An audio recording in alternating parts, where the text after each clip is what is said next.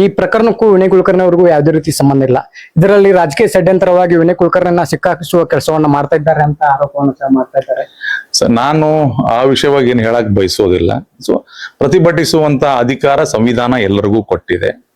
ನಾನು ಇಷ್ಟೇ ಹೇಳಕ್ ಬಯಸ್ತೀನಿ, ಅವರ ಪಾತ್ರ ಇಲ್ಲ ಅಂದಿದ್ರೆ ಅದನ್ನ ಕೋರ್ಟ್ ಅಲ್ಲಿ ಅವರು ಪ್ರೂವ್ ಮಾಡಿಬಿಡ್ತಿದ್ರು. ಕೋರ್ಟ್ ಅಲ್ಲಿ ಅವರ ಪಾತ್ರ ಇಲ್ಲ ಅಂತ ಪ್ರೂವ್ ಮಾಡಕ್ಕೆ ಅವಕಾಶಗಳಿದ್ದು, ಯಾವ್ಯಾವ ದಾಖಲೆಗಳು ಸಾಕ್ಷಿಗಳಿದಾವಲ್ಲ ಅಲ್ಲಿ ಅವು ಸುಳ್ಳು ಅಥವಾ ಅವ್ರ ಪಾತ್ರ ಇಲ್ಲ ಅಂತ ಹೇಳಕ್ಕೆ ಸಾಕಷ್ಟು ಅವಕಾಶಗಳಿದ್ದು. ಅವರ ಪಾತ್ರ ಮೇಲೆ ಮೇಲೆ ಕಂಡು ಬಂದಿದೆ. ಸಾಕ್ಷಿಗಳಿಗೆ ದುಡ್ಡು ಕೊಟ್ಟು ಸಾಕ್ಷಿ ನಾಶ ಪಡಿಸುವಂತಹ ಒಂದು ಗಂಭೀರ ಆರೋಪದಲ್ಲಿ ಅವರ ಬೇಲ್ ಕ್ಯಾನ್ಸಲ್ ಆಗುತ್ತೆ.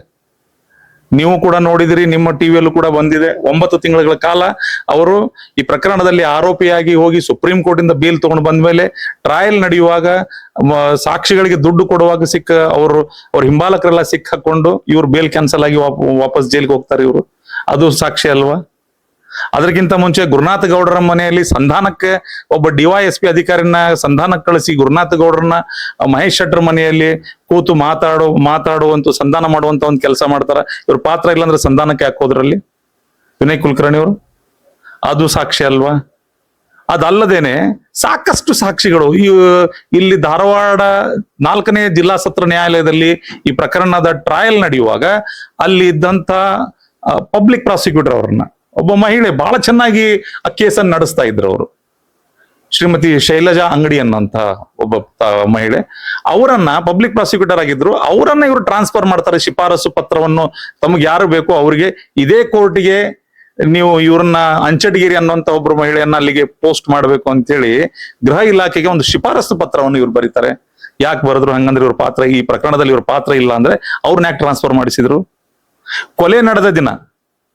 ಕೊಲೆ ನಡೆಯುವ ಸಂದರ್ಭದಲ್ಲಿ ಇವರು ನಾನು ದಿಲ್ಲಿಯಲ್ಲಿದ್ದೆ ಅಂತ ತೋರಿಸ್ಕೊಳ್ಳೋದಕ್ಕೋಸ್ಕರ ಕೇಂದ್ರದ ಗಣಿ ಮಂತ್ರಿಗಳ ಜೊತೆ ನನ್ನ ಮೀಟಿಂಗ್ ಇದೆ ಅಂತೇಳಿ ತೋರಿಸೋದಕ್ಕೋಸ್ಕರ ಪ್ಲೇನ್ ಟಿಕೆಟ್ ಗಳನ್ನ ಬುಕ್ ಮಾಡಿ TPN ರೆಡಿ ಮಾಡಿಸಿ ಇವರು ಬೆಂಗಳೂರಲ್ಲಿ ಉಳ್ಕೋತಾರೆ. ಟಿಕೆಟ್ ಮಾತ್ರ ಹೆಸರಿಗೆ ರೆಡಿ ಮಾಡ್ಕೊಂಡಿರ್ತಾರೆ.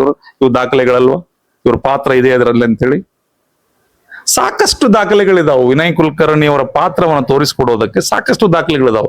ಆರೋಪಿ ನಂಬರ್ 1 ಆಗಿದ್ರು ಅವಾಗ. ಇವತ್ತು ಪ್ರಾಸಿಕ್ಯೂಷನ್ ವಿಟ್ನೆಸ್ 10 ಆದಂತ ಅಪ್ರೂವರ್ ಅವ್ರಿಗೆ ಅಪ್ರೂವರ್ ಅಂತ ಹೇಳಿ ಕೋರ್ಟ್ ಇವತ್ತು ಕನ್ಸಿಡರ್ ಮಾಡಿಬಿಟ್ಟಿದೆ ಅವರನ್ನ.